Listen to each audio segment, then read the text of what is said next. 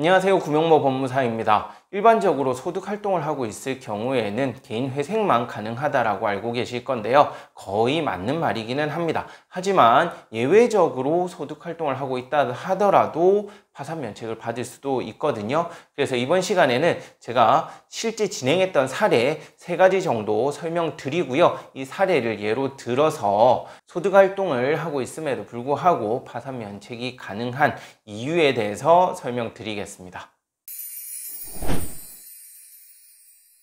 우선 파산 면책을 받기 위해서는 그 채무가 낭비나 도박, 기타 사행 행위로 인해 발생한 채무가 아니어야 돼요. 즉 주식이나 코인으로 인한 채무 등은 파산 면책이 안 되도록 면책 불허가 사유에 규정이 되어 있기 때문에 이렇게 주식이나 도박, 코인 등 기타 사행 행위로 인한 채무는 우선 파산 면책이 안 됩니다. 그래서 이번 시간에 설명드리는 것은 일반적인 생활비에 대출금을 사용했거나 또는 사업자금에 사용한 경우에 적용이 되는 거라고 생각하시면 될 것 같아요.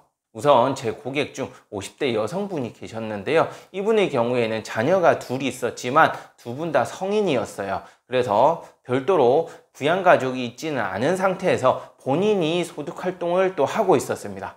채무는 약 10억이 넘었었거든요. 그래서 처음에는 개인 회생을 상담했었는데 개인 회생은 채무가 10억이 넘어가면 신청을 할 수가 없어요. 그래서 이분 같은 경우에는 파산 신청 외에는 선택지가 없었습니다.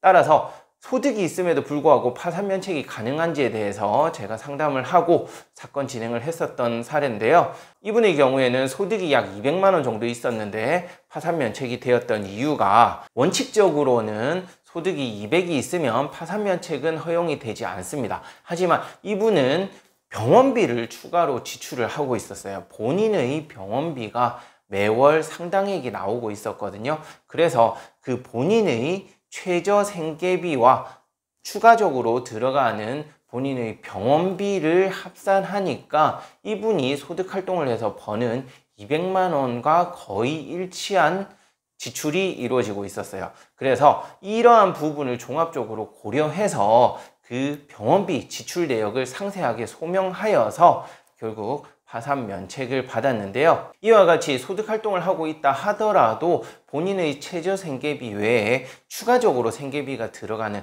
병원비 등이 드는 그러한 사유가 있다면 그 추가 생계비를 소명할 수 있는 자료를 첨부해서 예외적으로 파산 면책을 받을 수도 있습니다. 그리고 두 번째 사례는 30대 여성 고객이셨는데요. 이분의 경우에는 상당히 건강하셨어요. 하지만 이혼을 하신 후에 미성년인 자녀 3명을 혼자서 양육하고 있었거든요. 물론 양육비를 받기는 했었지만 소액에 불과했습니다. 그리고 본인이 소득활동을 해서 약 250만 원 정도의 소득을 얻고 있었는데요. 그럼에도 불구하고 양육비를 포함해도 본인을 포함한 4인 생계비에 미치지 못하는 소득이 있었기 때문에 처음부터 제가 그 사실을 확인하고 이분 또한 개인 회생을 상담했었다가 파산 면책을 신청하는 방향으로 전환을 했었습니다. 그래서 이분의 경우에는 미성년인 자녀가 3명이 있었고 혼자서 양육을 하고 있었기 때문에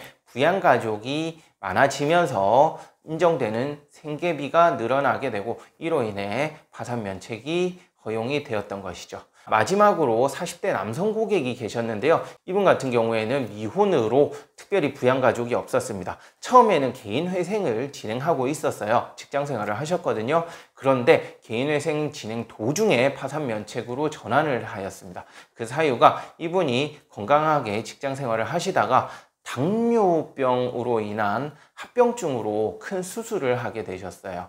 그렇게 됨으로 인해 직장 생활을 몇 개월을 못했거든요. 상당히 오랜 기간 못했었습니다. 그래서 그 동안에 소득 활동을 못하게 되고 이로 인해 파산 면책을 진행했던 그러한 사례가 있어요. 그 외에도 여러 가지 사례가 있는데요. 공통점이 있다면 소득 활동을 한다 하더라도 그 소득이 본인의 생계비 그리고 추가적으로 들어가는 추가 생계비와 부양가족의 생계비를 합산한 금액에 미치지 못할 경우입니다. 이렇게 소득활동으로 얻는 소득이 생계비에 미치지 못할 경우에는 비록 소득활동을 하고 있다지만 파산 면책이 허용될 수 있는 것이죠. 이번 영상은 참고만 하시고요. 본인이 파산 면책이 가능할지 개인 회생을 해야 될지는 전문가와 상담을 통해서 확인을 하면 되니까 이 영상은 참고만 하셔서 상담을 할 때 보조적인 자료로 이용을 하시면 되겠습니다.